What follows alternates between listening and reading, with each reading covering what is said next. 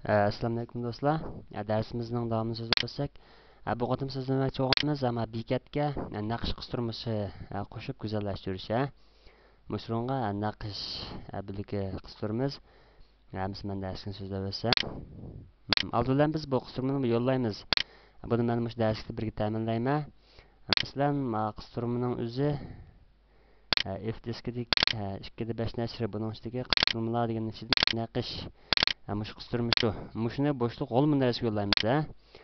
Bu bir qistirma emas, faqat bat yuziga o'zgarish kirgizadigan bo'lg'achqa, shunga biz buni pulgun qisqacha yo'llaymiz. Qanaqasak template bu qisqacha mashhurni bor. Uniki statik, ya'ni rasm saqlash qisqacha bu mashhurni bor. Shunga bu shakl bilan bevosita yo'llasak bo'ldi.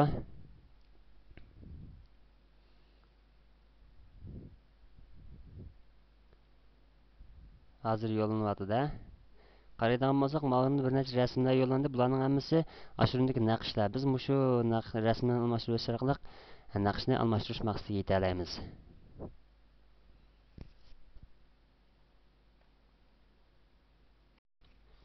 Mayaqda bir gap chiqdi. O'tchaslik hujjatni bostirib o'tamiz dedi Discoz HTMLni. Ilgari o'zimiz o'zgarish kirgizgan bo'lsak bu hujjatga bostirib o'tmaymiz. Bo'lmasa chuqur buni bostirib o'tmasak unumini ko'ramiz. Shu yerdan tushun bu fugay qilib o'tamiz. Hozir yo'llayapti. Hozir saqlab turaylik. Hujjat yo'llanib bo'ldi. Biz oq boshqarishga kirib qayta bir abadning qoldiqini tuzab baksak undan unumini ko'ra olamiz. Bo'ldi. Endi biz mana bosh batni yangilashsak, ma'lumotlarning hammasiga naqsh qistirildi. Men batni yangilab batdim.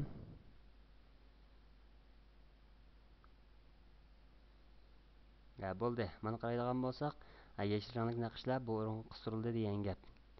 Buni birimiz go'zallashidi. Endi to'rdoshlarga deb qo'yay, masalan, bekitimizning o'zi hozir qizil rangli bekat bo'lsinmi? Mana yashil rangli chiqib qo'yibdi. To'rdoshlar o'zi loyilasi bo'ldi, qizil rangga mayil qilib.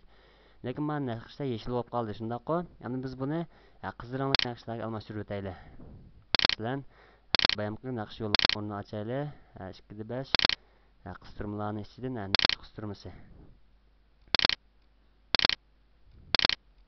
Mana qaraydigan bo'lsak, hozir chiqqan naqsh mana naqsh shu. Men buni mana naqshga almashtirib o'tay. Qaraydigan bo'lsak, asli ko'ngillik olti TBG 2 GIF shaklidagi rasm. Men mana rasmning ismini almashtirib saqlab o'tay.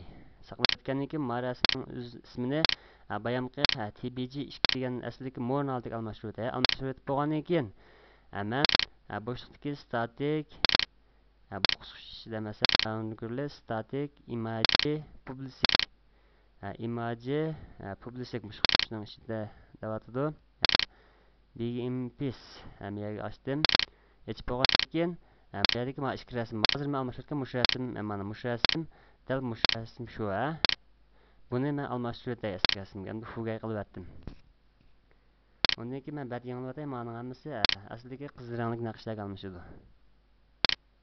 Mana qaraydigan bo'lsak, bekitimizniki uslub bilan moslashgan bo'ldi. Agar bekitimiz yashil rangli bo'lsa, mush rasmning o'zidan men yashil rangli naqshni ishlasak yoki mana naqshlarni talab ishlasak bo'ldi. Ishlatish uchun chuqur buning ismini mushu holatda saqlasak, ismini TBG 2 GIF shaklida saqlasak, shu rasm almashadi degan gap.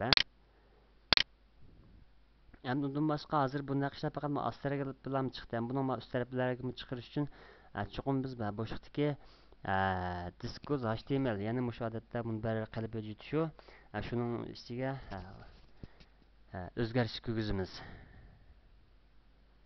Ama to'g'riliq men to'xtalib o'tmay, do'stlar bu sinab baqsa bo'ldi. Agar bak bilmasak, men buloqchamni birdan buloqchamni birniki uslub pejini ta'minlayman. Shu o'rinda ham Discoz HTMLni tushirib yo'llab qo'ysa bo'ldi.